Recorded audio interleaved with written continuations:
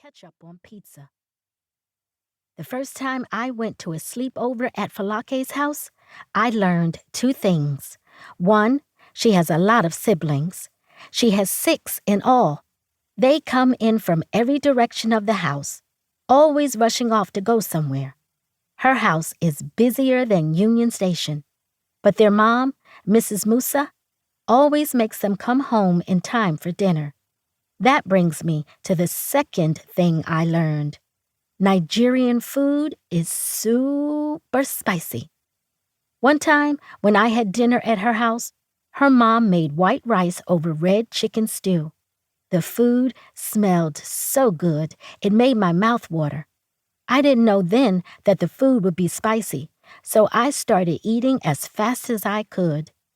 I exhaled, and flames leaped out of my mouth and singed the curtain across the room.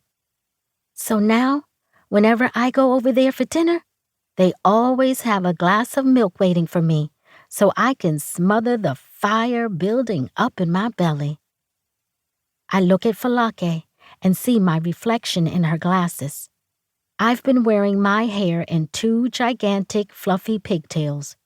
I want to change it, but Nanna made my part so straight, I'm afraid if I undo it, I'll never get my part that straight again. So I comb out the ends and leave the part where it is. "Sonny, you still have time to go and hide," she says. "I can't. I have to face Tessa," I reply. Folake sighs. She thinks agreeing to the fight was a mistake. She might be right. But sometimes, even when you know you should not do something, you do it anyway. Like the time this kid in my class, Benny, bet me $5 whole that I couldn't eat an entire jar of mayo.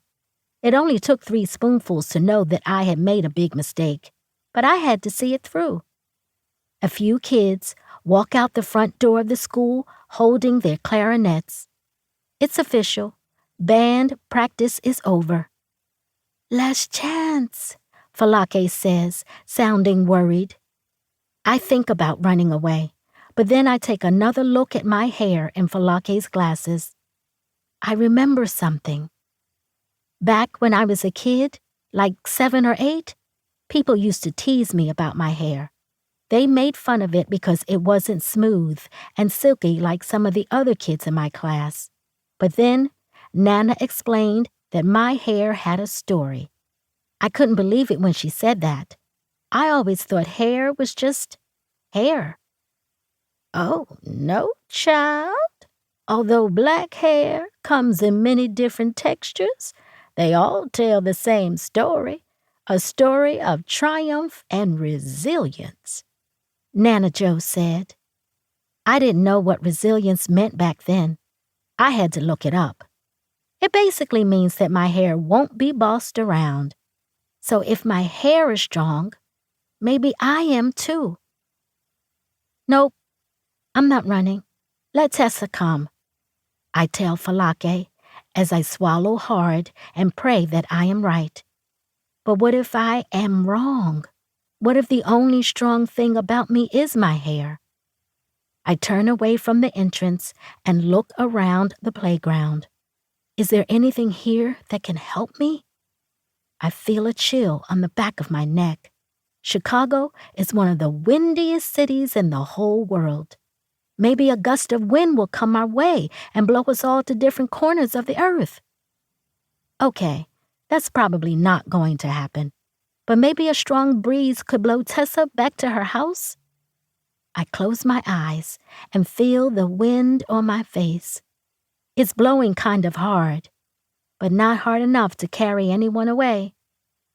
I saw a video once on YouTube where a kid was chewing bubblegum and blew a bubble with so much air it grew to twice the size of his head. What if I could blow a bubble so big it would trap Tessa and bounce her out of the school? I dig inside my pockets, but there is no gum. Folake tugs on my coat sleeve. I look at her face. Her eyes are as big as a great horned owl. I know all about owls because Miles talks about them all the time.